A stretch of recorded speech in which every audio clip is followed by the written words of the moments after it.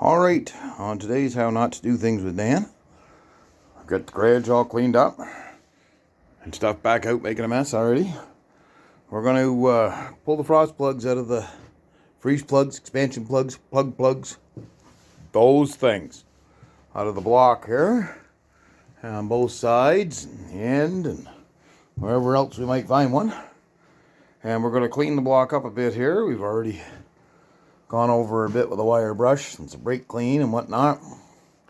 I'm very particular about my painting. I have a particular time I plan on painting, and when that time arrives, prep work is done.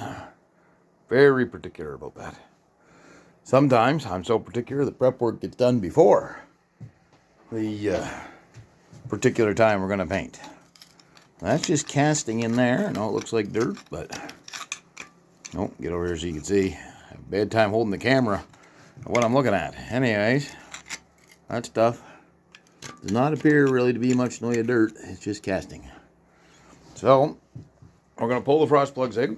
We're going to give her another little quick going over and mask her up, and then she should be a beautiful shade of, I believe, dark gray is what they call it. But original block I'd say was black, so she's going to be very close to the original color of the block with, of course, purple accessories.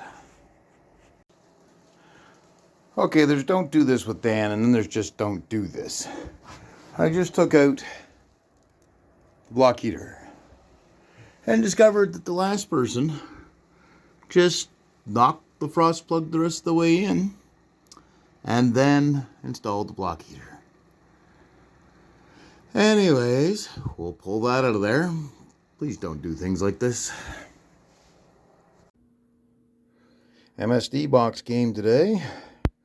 Used, but there. An 8,000 rev limiter. Don't think we'll have to worry about hitting the rev limiter anytime soon.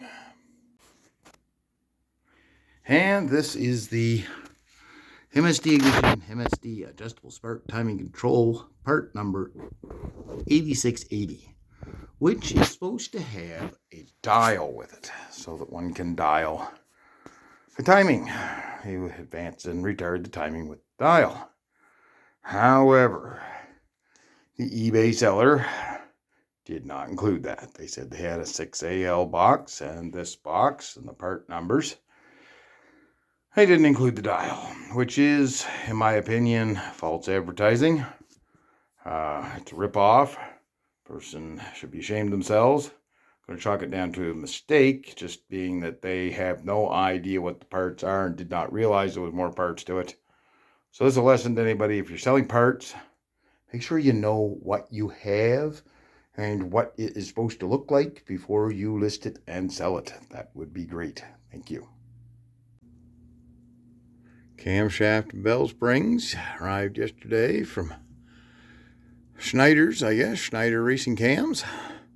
He sent me a cam card to go with it, which I'll show as well here momentarily when I go back inside. As well as they sent stickers. You gotta have stickers. Can't go wrong with stickers. There's the cam card to go with the reground cam.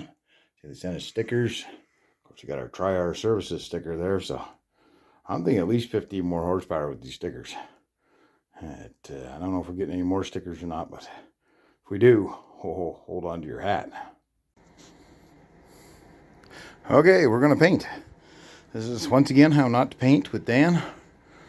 We've got the engine sort of masked off. You can always take our little Scotch pad there and clean things up or afterwards if there's any overspray. Doesn't really matter. This is where one of the balance shafts went. You can see here there's actually a ring that goes here. It's going to block off that oil journal. And there's two oil journals in there. I don't know if you could see them or not. I'm going to turn on the light for you here. One there. And one way back in. It's in there. But those are return journals. So there will be no oil in this at all. Matter of fact, the person could cut this right off. Cut this whole piece right off here if you wanted to. And plug those two holes. But that's more than I want to mess around with, and not really necessary. So yeah, it'll be staying. But and of course you need this boss and this boss for mounting points and things. But there won't be any oil going in there. A little bit of oil overspray or a little bit of paint overspray isn't going to hurt anything. So we're going to spray her down with 3 coats of VHT Flameproof Ignifug.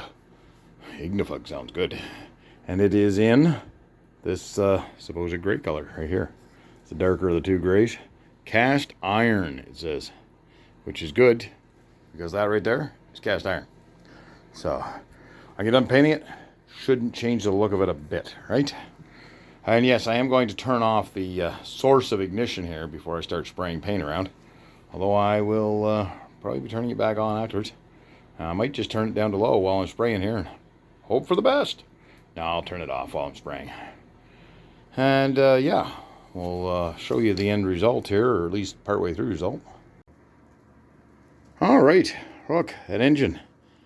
It's been painted in a paint booth. Actually, that's just the block part of an engine. Yes, I'm being technical. Those of you that see me clean my garage, you can see what I've done here for a paint booth. Make it quick because this phone having problems with chargers lately. So we'll go in and we'll have a quick look here. See me go in, see me try to get in. We got electric heat going to keep things warm.